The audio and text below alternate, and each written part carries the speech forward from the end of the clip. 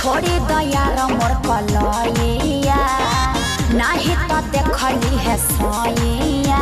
नमस्कार दोस्तों, स्वागत है आपका द भोजीवुड अपडेट में। दोस्तों इस वीडियो में हम बात करेंगे राहुल चौधरी और अंतरा सिंह प्रियंका के नए गाने गली गली बेचता नियाम के बारे में।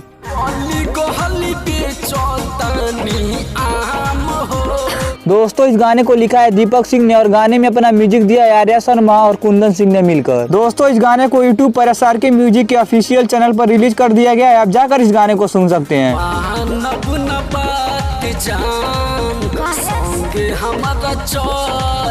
दोस्तों इस गाने के बारे में बात करें तो गाना काफी अच्छा है, आपको एक बार इस गाने को जरूर सुनना चाहिए। और यदि आपने इस गाने को सुन लिया है तो आप हमें कमेंट बॉक्स में बताएं कि बेचता नियाम गाना आपको कैसा लगा। तो दोस्तों भोजपुरी के ऐसे ही लेटेस्ट अपडेट पाने के लिए बने रहिए हमारे चैनल द भोजीवुड अपडेट के साथ। और वीडियो पसंद आए तो लाइक कीजिए, शेयर कीजिए और साथ ही हमारे यूट्यूब चैनल द भोजीवुड अपडेट को सब्सक्राइब कीजिए। मिलते हैं अगले वीडियो।